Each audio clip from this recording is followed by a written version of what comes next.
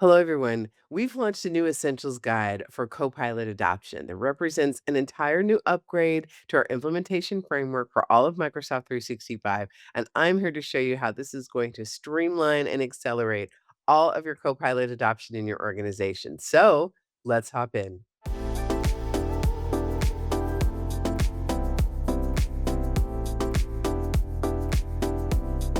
Welcome back, everyone, to another episode of Coffee in the Cloud. I am Karuana Gatimu. I am so happy to see you all. It is December 2025. What a year it has been. I am hoping that all of you are going to get some rest and relaxation. But when you come back in January, you know you're going to need to get back in the swing of driving adoption of Copilot in your organization. Why? Because this is how you're going to maximize all of the amazing talent you have in your workforce by making sure that they're using these new generative AI tools in ways that maximize their potential. This is about building new skills across your workforce in every role. We know that professional adoption folks and champions, why they love all of the tools that we provide on adoption.microsoft.com. But for many of you, you might be new to this, or maybe you're actually a classic IT professional that also has to do adoption work. Well, we have a simplified method for you that'll get you exactly what you need. We've done so much research with customers who have done this work, and we know the things that you absolutely must do to drive successful adoption of Copilot, whether you're working with Copilot Chat, the included version with your Microsoft 365 licenses, or you have the paid version, Microsoft 365 Copilot. So let's hop in and take a look at these new tools. Here we are on the Essentials page, the Essentials Guide to Microsoft 365 Copilot Adoption. In case you forgot, the main Copilot Adoption Hub is at adoption.microsoft.com/copilot. And now you can see this little box right here. You click here to get to your Essentials Guide. The first thing I want to draw your attention to is the fact that the framework is now different. It is now plan, implement, adopt, manage, and improve. This brings together the frameworks across the cloud adoption framework that is specific to Azure. We will be upgrading and merging in the adoption framework for Copilot Studio into this now re released Microsoft 365 implementation framework. And yes, we'll be extending this across all the other work streams over the next few months, like Microsoft Teams and SharePoint and OneDrive, so that everything lands with this particular implementation framework. Now, for Copilot in particular, what you'll see here, once you click into viewing the checklist under plan, you'll be able to see how there's just a couple of steps under each part of the framework. And we've done this to make sure that you have the absolute important things that you need to do to make sure that you're ready. Now, of course, there's a ton of technical readiness that needs to be done. And for those of you who are professionals, you should definitely be looking at the Copilot Success Kit that gives the long form version of this content and many additional tools and additional details. But at the end of the day, you really need to start off by having a plan, right? And this is a shared plan across you and the technical readiness team. There should be one implementation team that includes business leaders, user adoption specialists, and technical people to implement generative AI in your organization. The blended team is a key differentiator for customers who have success end to end and over with their implementation plans.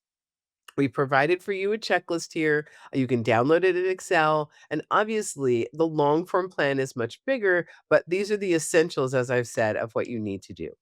Now, once you have that team together, you know who your executive stakeholders are, and you've got a rhythm of business going, you're going to focus on implementation. And that means picking the right people and getting the license for Microsoft 365 Copilot in their hands. Now, remember, when you pick people, you don't want to just scatter the licenses across your organization. You want to pick people with similar roles or shared business processes so that they can learn together and share knowledge as they're onboarding and using Copilot for their day to day work. When you think about driving adoption, there is one thing that 100% is a differentiating factor in these implementation projects, and that's having and nurturing a community. This is a learning community where you, as an adoption person, can keep fresh content coming and answer questions, but more importantly, where people can learn from each other. And you start to really nurture that culture of continuous learning that is so important for information workers and people today learning these new skills. Now, you're in luck. The Viva Engage community comes with your Copilot license. And so making sure that you have that Viva Engage license turned on and that you implement the Viva Engage community is essential. And this also allows you to leverage AI in how you manage the community itself. We have an entire deck available as part of the Copilot Success Kit about how to turn on and implement this Viva Engage community. But the true differentiator of any community are the champions and the community managers who keep it a lively and vibrant place. Microsoft's own team uses this internally, and we're taking all of their content and packaging it up so that you can have access to it through the Viva Engage community you have in your own organization, but it's yours. You can customize it with the processes and the people and the language that works in your organization. Now, of course, once you're doing this, you have to manage this process, right? You need to be looking at the user feedback, seeing if there are common issues and themes that are coming up in the community, and do what is called a service health review. Now, this is a modern IT practice that many organizations should already be doing, but many aren't. And that is a monthly meeting between business stakeholders, IT, and user adoption people to review how your project is going. And we call that a service health review. You might just call it a project status meeting. You can call it anything you want. But we have some guidance about how to conduct that. And what's important is that it be a learning environment. It's not about blame. It's not about anything else. It's just about coming together and understanding how's your project going and what are you doing next to make sure that people are really building skills and you are optimizing your workforce with AI capabilities. And lastly, of course, you want to continue improving. What is the next group of people that you're going to onboard? What is the next business process that you want to improve? And how are you going to make sure that you're ready for agents? Agents are a force multiplier for your workforce. And you have to be thinking about how those are going to start to be used in your organization. I'm happy to say that Agent 365, which is a tool for transparency about all of the agents in your organization, is available now in the Frontier program. And we're going to have more content on agent governance, but just know that you're able to, through Agent 365, see all of the agents that are being built and deployed in your organization, manage them, and discuss whether or not there's some that need to come to the level of an organizational agent because there's similarities in the patterns that are being built.